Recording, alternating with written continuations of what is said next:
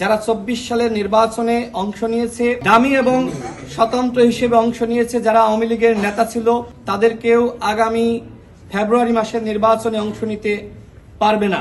শেখ হাসিনার অধীনে অনুষ্ঠিত নির্বাচনের বৈধতা দিয়ে দেশকে ধ্বংসের দিকে ঠেলে দিয়েছে।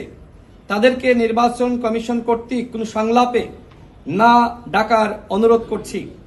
জাতীয় ঐক্যমত কমিশন যে দলগুলোকে নিয়ে আলোচনা করেছে, শুধুমাত্র সেই দলগুলোকে নিয়ে নির্বাচন কমিশনেরও সংলাপ করার আহ্বান করছি।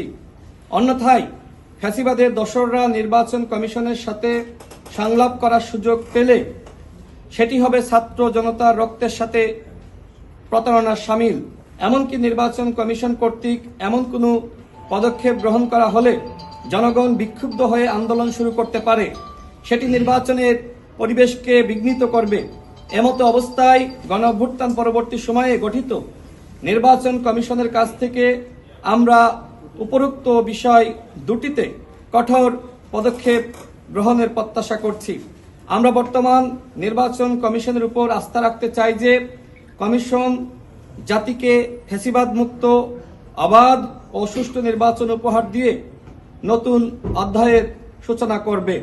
আমরা আমাদের এই অভিযোগের অনুলিপি সকল নির্বাচন কমিশনার বৃন্দ এবং নির্বাচন কমিশনের সিনিয়র সচিব তার কাছে আমরা দিয়েছি। আমাদের যে স্পষ্ট অবস্থান সেটি হলো, যারা 24 সালের নির্বাচনে অংশ নিয়েছে, যারা ডামি এবং স্বতন্ত্র হিসেবে অংশ নিয়েছে, যারা আওয়ামী লীগের নেতা ছিল, যারা পদ পদবিতে ছিল, তাদেরকেও আগামী ফেব্রুয়ারি মাসের নির্বাচনে অংশ নিতে পারবে না। এটি কোনোভাবেই সম্ভবপর নয়।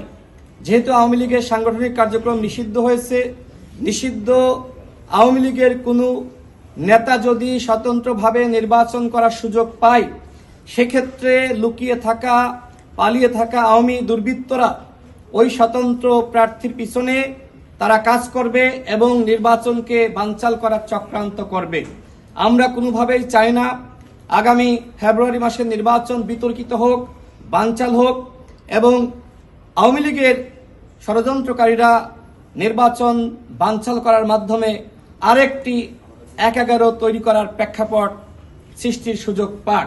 যে কারণে আমাদের স্পষ্ট কথা, যারা আওয়ামী লীগের নেতা ছিল, যারা আওয়ামী লীগের পদে ছিল, যারা 24 সালের নির্বাচনে ডামি মামি স্বতন্ত্রভাবে অংশ নিয়ে গণতন্ত্রকে হত্যা করেছে, তারা কোনোভাবেই আগামী নির্বাচনে অংশগ্রহণ করার সুযোগ পাবে না।